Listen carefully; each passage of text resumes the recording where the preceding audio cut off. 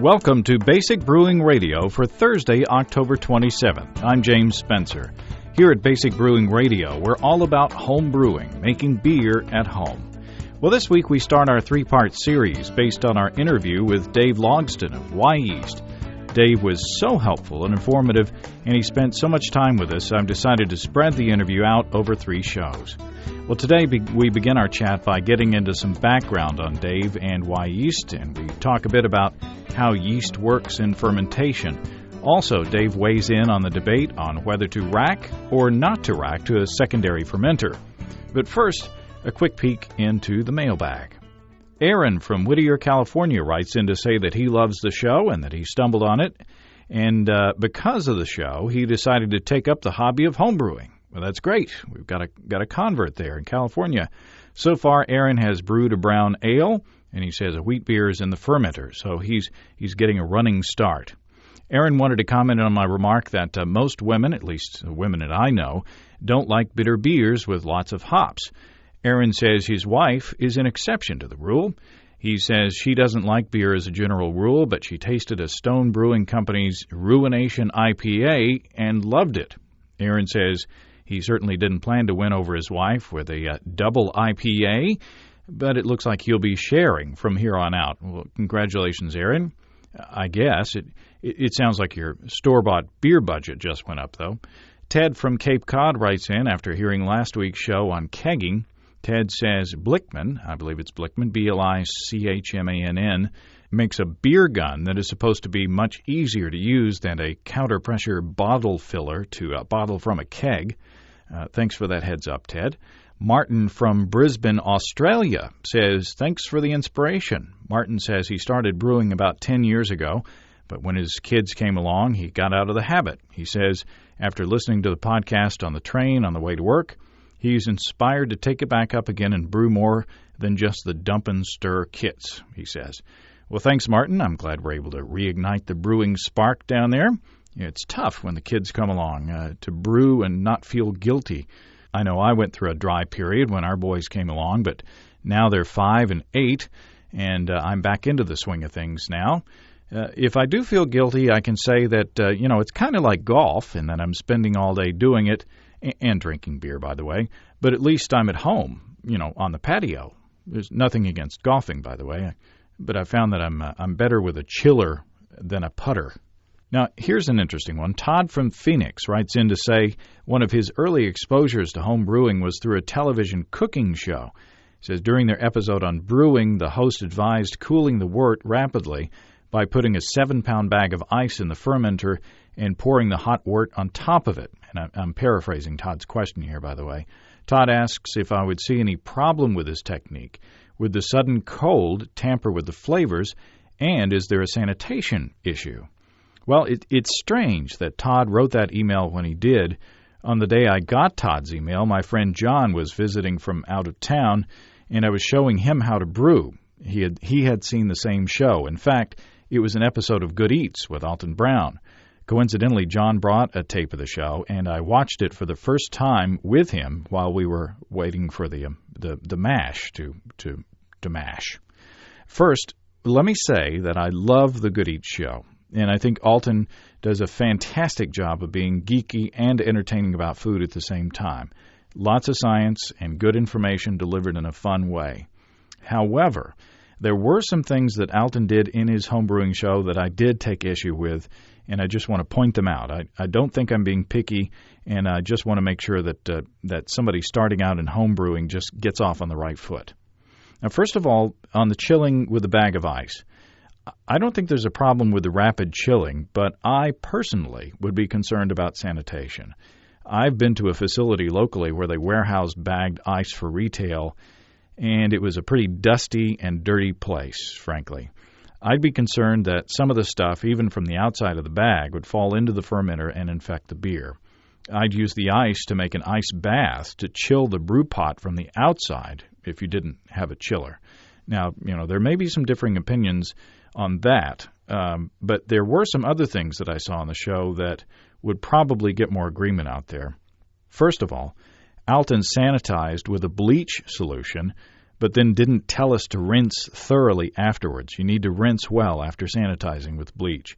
He essentially did a mini mash, bringing his grain to 150 degrees and holding it for 30 minutes in the water, but he was using crystal malt, which, according to Ray Daniels in Designing Great Beers, has no enzymes and wouldn't convert any starches to sugar by mashing, so it wouldn't benefit by that mash rest. He could have gotten the same effect by steeping the grain in a grain bag while his pot was heating up. You'd get the good flavors from the crystal malt. Since he was making an extract beer, he would get the good flavors from the grain by heating them up in a grain bag in the water. Now, he left the grain in the wort while he boiled. Now, taking the grain above 170 degrees begins a process where tannins are drawn out of the husks, causing an astringent off flavor. Again, using a grain bag, it would have been really easy to take those out. I'm not sure he boiled the bittering hops for a full 60 minutes, but I'm not sure about that. He added his aroma hops the last 5 minutes, which is a good thing, but he called this dry hopping, which is technically incorrect. Dry hopping is where you add hops into the secondary fermenter to get the hop aroma. He didn't aerate his wort before pitching the yeast. A good shake of the bucket, 3 or 4 minutes, is necessary to give the yeast the oxygen it needs. All the oxygen in the water is boiled out during the boil. And we talk extensively with Dave Logsdon about aeration, both the shaking method and using oxygen introduced into the wort. Finally, he pitched the yeast at 87 degrees. Now, I don't pitch above 80 degrees, although the graphic on the show said the best pitching temperature is 70 degrees. So, there. I don't want to sound too picky or whiny, and I am a fan of Elton, and I think it's hard to explain the brewing process well in 20 or 30 minutes. Overall, I think he did a good job, but I see my role as sweating the details and making sure things are made clear. Everybody has a different way of doing things, but the things that I pointed out, I think, are sort of no-nos that I believe most home brewers would probably agree on. So there, enough Alton Brown bashing. Now, one more thing before we get to Dave. I have an interview scheduled with John Palmer for the evening of November 7th. I know that some of you expressed interest in hearing from John. If you have a question you want to ask John about all-grain brewing, which is going to be our topic, please send those to james@basicbrewing.com or just use the contact form on basicbrewing.com. And again, please don't forget to tell us where you're from. Now, on to our interview with Dave Logsdon of Wyeast to talk about our favorite microorganisms. Well, first of all, let's talk about a bit about your background. How does a guy get to be the head of one of the major yeast production companies in the country?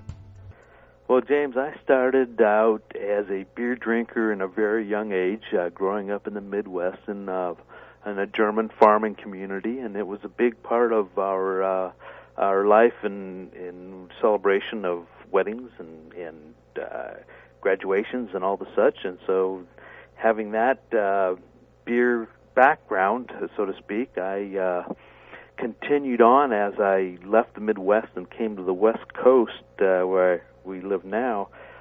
I found that the beers that I grew up with were not available or much lighter in profile. And now I'm getting back to the early and mid 70s here, and when I was going to school, I couldn't really afford the imports, and there wasn't that much of an import selection available anyway, and so I started home brewing, and that's where I got my interest in yeast and fermentation cultures.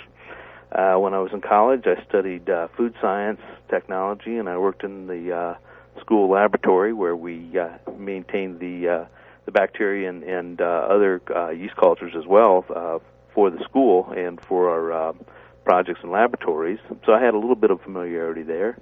And I got a hold of some good brewing yeast, and I found that it made my beers taste much better. So I got involved in maintaining yeast cultures, and the timing at that point was the early 80s, and there was a number of like-minded people in the Portland, Oregon area where I was at that were brewing and wanting to potentially open up microbreweries, or we really didn't know what we were trying to do at that point, but we helped them out in getting their yeast going for some of the breweries. And shortly after that, I worked on designing the packaging that we use for our activator package today, so we could proof our yeast and make sure that it was live and ready for brewers to use whenever they were going to do some home brewing. So we worked with the small breweries in the area and got home brewing going with liquid yeast cultures, and just kind of kept going from there.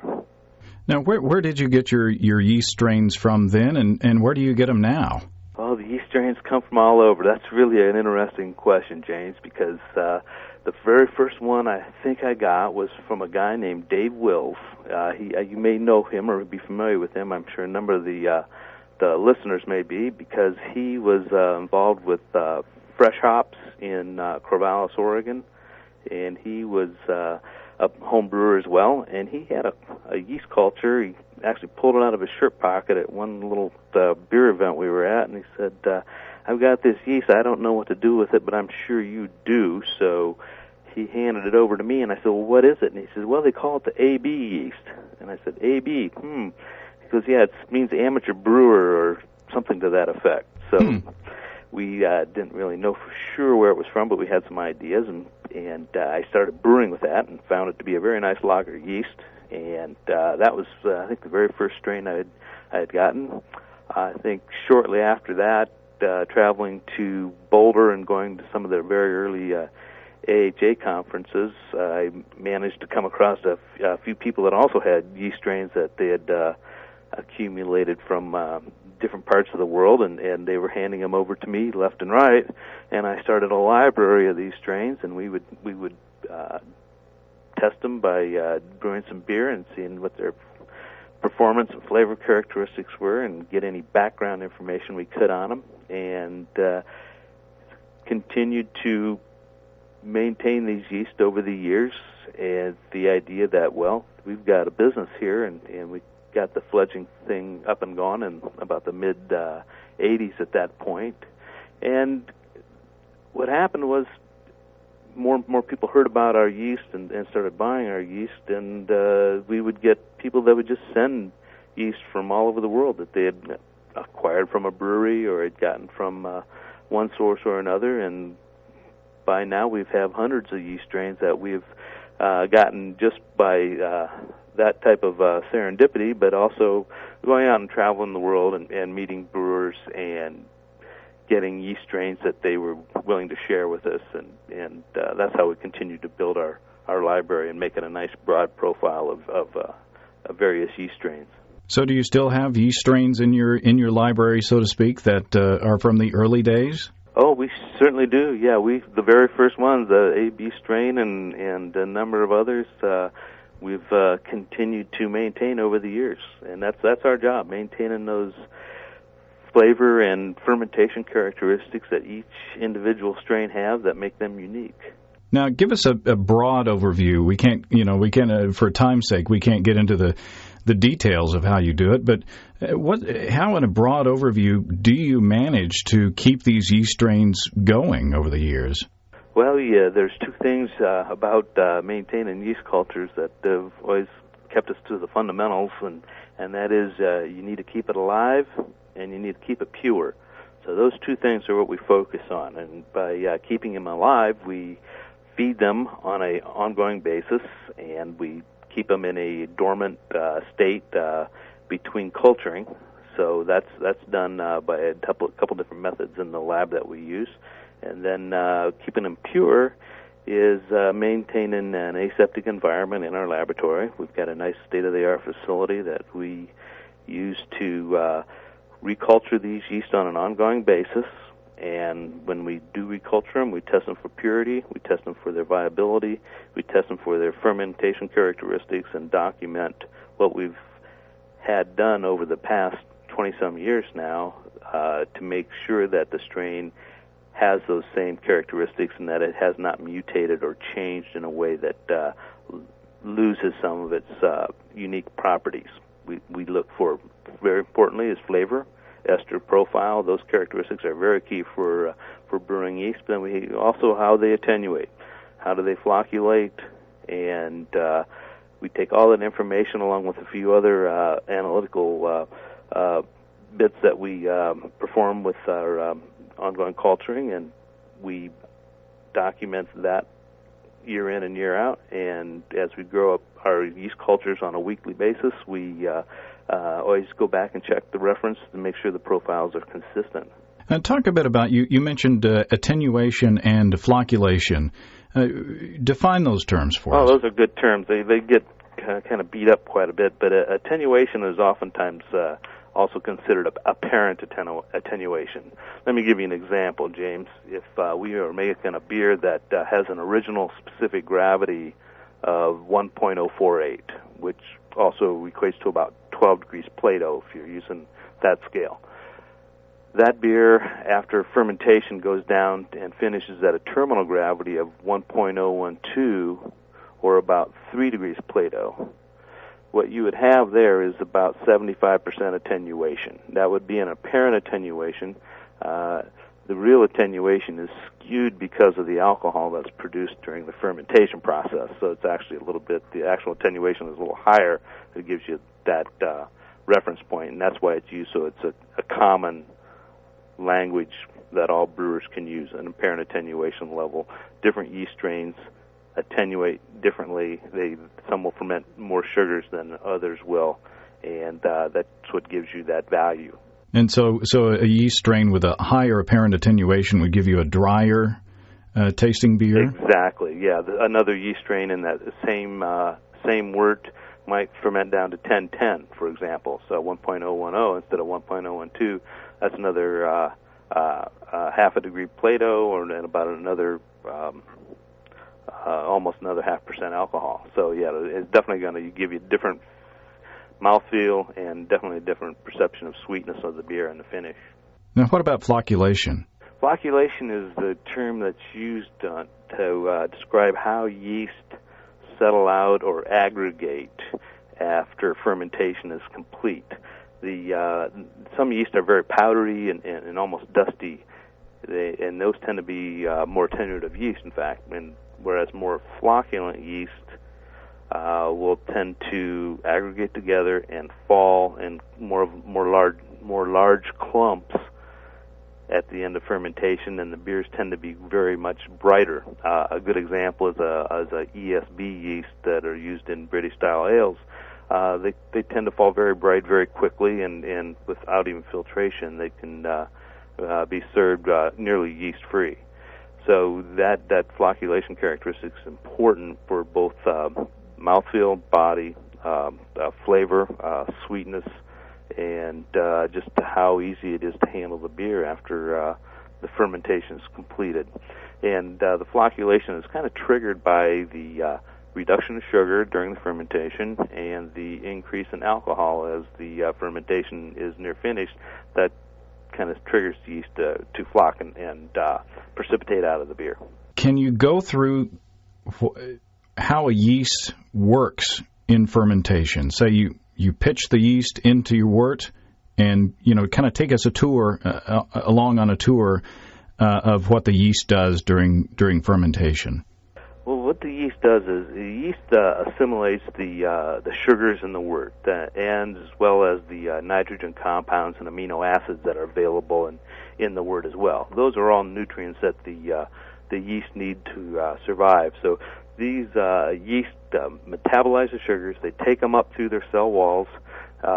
They convert those sugars into essentially alcohol and carbon dioxide and esters and flavor compounds. So for every pound of sugar that a yeast population would take up in the wort, they would produce about a half a pound of carbon dioxide and about a half a pound of alcohol. They convert that into those two compounds. They excrete it back out of the cells and into the wort, which then becomes beer. So it's that efficient? It's about half and half? Yeah, it is very efficient. There's the esters and flavor compounds that are also developed in some other trace compounds, things like diacetyl and some sulfur compounds, but those are all quite minute. You could take a flask of fermenting yeast and set it on a scale, for example, and watch the weight drop as the fermentation went on, as the CO2 came off. Wow. That's pretty neat. Now, talk about we have in fermentation, there's the primary stage and then there's the secondary stage, right? What happens different? What does the yeast do differently in those two stages? That's a good question, James. That's a term that kind of comes out of British brewing, and it's used somewhat in lager fermentations as well. I think that in home brewing today, it's probably less of a issue than a lot of people tend to read into it. Let me give you some examples. Ale fermentations oftentimes start out, ferment down to say from a 1055 original gravity down to say 1018 or 1020. Slow down or nearly stop. There's a reason for that happening, and that's that primary fermentation. They also could ferment all the way down to near 1.012 to 1.014 and be nearly completely fermented as well. But then they'd be racked from that primary fermentation. The racked is siphoning the beer off of the solids that have settled on the bottom that we want to get that fresh beer away from, and put into a secondary vessel, a new clean vessel that would actually arouse a secondary fermentation just from the agitation and the movement of the beer that would, in some aeration that's picked up along the way, would actually set off a secondary fermentation and go to complete terminal gravity. So it was, I think in ale brewing, it was more out of a necessity than design that we ended up with a secondary fermentation. And with a good, healthy primary fermentation, secondary fermentation really is more of just a conditioning or a maturation of the beer as it settles, reducing diacetyl and developing and ripening, so to speak. So that's one area of primary and secondary fermentation when you consider ales. Lager fermentations are somewhat similar in that starting in that primary fermentation, most of the sugars are fermented out. A lot of lager yeast will stop about half a degree Plato or say 0.014 to 0.016 and not be completely fermented, but slow down to a very slow state.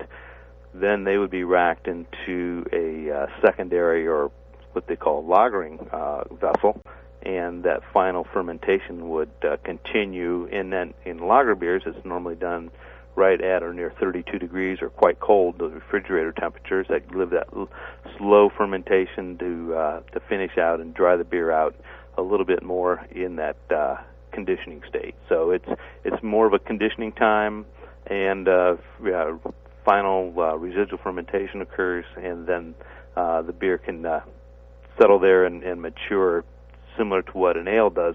One of the interesting things about secondary fermentations or conditioning times, the warmer it's done, the quicker it happens. Ales ripen much more quickly than lagers do. Cold temperatures slow that process and produce a finer, drier profile, much due to the lager yeast themselves and the fermentation characteristics they have. But that's that maturing period that's occurring in what we may call secondary. Now, you kind of touched on one of the controversies out there in home brewing, and that is to rack or not to rack. Do you just keep your beer on the primary fermenter until it's time to bottle, or do you rack into a secondary fermenter for a kind of a clarification or a clarifying stage before you go to the bottling? That's in some areas that's a hotly contested question. It is. You're right, and that is a very good question. So what's the answer? There's a lot of debate about it. Well, I'll put in my 2 cents worth. I've done a lot of brewing besides managing a yeast laboratory. the things that I find that affect beer adversely more than anything else by home brewers or even commercial brewers to a lot of extent is the more you handle the beer, the more likely you are to oxidize it. Oxidation is one of the biggest detriments to a well-made beer once it's gotten to the point through fermentation. Everything has to be done as well as possible to keep that in a environment that's going to minimize that oxidation problem. Now, I was over in Sweden earlier this year at the homebrewers competition. They're judging beers, and I got to speak with a couple of the brewers that took an awful lot of medals, and I was quite impressed with their beers as well. And one of the things they told me is that we get the yeast count right initially, which is important to get that terminal gravity in your primary fermentation in a timely manner to get a good, clean, healthy fermentation, good aeration, good pitching rates, and then we let the beer settle till it's relatively bright, not too much time, and we rack right into our bottles and bottle right then, and our beers stay fresher and more flavorful by not going into a secondary and putting up with the potential consequences of that additional handling. So my take on it, not only from them, but from other things we've done here, we do a lot of test brewing as well in the laboratory, find that handling it less, going through primary, and just getting it in a package, and if you're not bottling, going right into your Cornelius can or your keg, and purging that first with CO2 to make sure that there's no air there, and just get it in there and let it rest. Keep it quiet as possible, handle it as little as possible. I think your beers are going to taste better, taste fresher, and last longer once they're packaged as well. Now, what's their method of priming before going into the bottle? Do they rack into a bottling bucket and no, prime not there, even. Just they'll prime right in the bottle. That's really how typically I bottle my beers if I'm going to do priming. Is those really convenient tablets that are available now from a couple different suppliers make it easy just to drop a tablet in a bottle and go. But even if you just make up a sugar solution and dose it into the bottles, you can do it very effectively without having to mix in sugar into another container. Again, that's at a point where you really don't want to be stirring up the beer anyway, because again, oxidation is what you're going to create more so than anything else. Even though re-fermentation in the bottle is an excellent way to minimize oxidation. Also, it's not going to completely keep it from occurring. So, again, the less you can handle it, the better your beer's going to be. No, I've always heard, and as I talked to you in our conversations before this interview, one of the goals of this podcast is to kind of dispel some of the myths out there. But I've heard one of the stories that you prime with 3/4 cup of corn sugar, or however you do it with light dry malt extract, and all in one batch is to avoid the bottle bombs, and the story goes that the reason that people's beers exploded so much in the old days is because they primed each bottle rather than priming the batch. But what you're saying kind of goes against that. Well, I've seen a couple of situations that would kind of support my argument. One is that if you make a sugar solution, or if you stir sugar into a batch, the tendency is, unless you really get it agitated well to get it to fully dissolve, is for that sugar to lay down on the bottom of the vessel. Mm-hmm. And so you don't have an homogeneous solution as easily as if you just dosed each bottle with the appropriate amount. So it takes a little bit of math or science to figure out how much. Is it a half teaspoon? Is it a 3/4 teaspoon? Or if I'm using dextrose or malt extract to figure out how much it is that I should be adding to each bottle. But I think you keep your consistency bottle to bottle better that way than you would be by potentially having stratification within the vessel itself. I think, James, more common bottles exploding is because they didn't get an adequate terminal gravity during their primary or secondary fermentation, and there was more residual fermentables in it than what they anticipated, and then when they primed, they added an additional amount of sugar, which took it over the top for suitable amount of carbonation. I think that's where those problems occurred more so than variations in bottling itself. So they might have had bottle bombs whether they'd primed or not.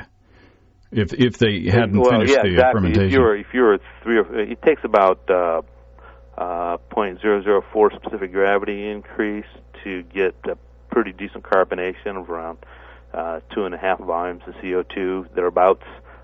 So if you have a terminal gravity of 1.016 in your beer, and it really should have went down to 1.012, and you've got that difference in fermentable still in there, you've got your priming sugar already there. But that's a difficult thing to measure for home brewers. So you prime as you normally would, and then either you're going to get overcarbonation, or if you had the terminal gravity where it was actually fixed in the fermenter before you bottled, then you have an accurate amount of dosing. But that's difficult. That's not easy to do. The main thing is to stay away from that problem to begin with, and we could talk a lot about how to make sure you're going to get the fermentation that's healthy and complete in the primary. One of the things you also hear is that you want to get the beer away from the trub and the dormant and dead yeast bodies in the bottom of the primary fermenter within a certain amount of time, or you start getting off flavors from decomposition or whatever from that. Talk about that. What's your opinion on that? Well, that's very true. You do want to get that off of the primary in a timely manner. Now, if I were going to be brewing a batch of beer in 5-gallon carboy, I would hopefully pitch the right amount of yeast and aerate it well enough so that I had a complete fermentation in 5 or 6 days. I like that fermentation length for most beers of average gravity. After 6 days and terminal gravity is reached, I'm going to let it set for about 3 days just to condition and diacetyl rest and yeast settling and that. And at that point, you're into about day maybe 10. I would, if I were, and same thing we do at our brewery, I would cool that beer down. I'd stick it in a refrigerator and let it set for about another 3 or 4 days to get it to brighten a little bit more. At that point, about day 12, day 14, I want to have that beer pulled off of that primary fermentation. That's as long as I want to be out there. So about 2 weeks. Even a little shorter might even be better, but that's right in the range where I want to be. I want to get it pulled pretty quickly at that point. And if you're doing a lager fermentation, you're out about 12 to 15 days. 12 days you should have fermentation complete, and then a little bit of time for settling. You won't get near as much yeast settling on a lager most often than you do on an ale, but you want to allow that trub to settle a little bit, and then be racking into that lagering tank or going into bottles if it's appropriate at that time. But about 2 weeks is about as long as you want to be on that primary at any situation. Is that because of is it autolysis, or what is the? That's the right term, James. For yeast decomposition is autolysis. Yeast is autolyzing and dying at those warmer temperatures of primary fermentation, and they can give off flavors, sulfur notes.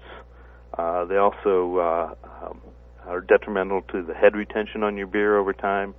And the amount of how much trub actually came over from the kettle into the fermenter is a big factor as well, because the decomposition of trub is also a significant off flavor, and you see that even in bottle conditioned beers, whether they're commercial or home brewing. If there's an awful lot of trub in the bottom of the bottle, along with the yeast, it tends to get very sluffy and come up easily off the bottom, and you can actually see it start to gray over time as it breaks down. So those are things that take away from clean tasting beer.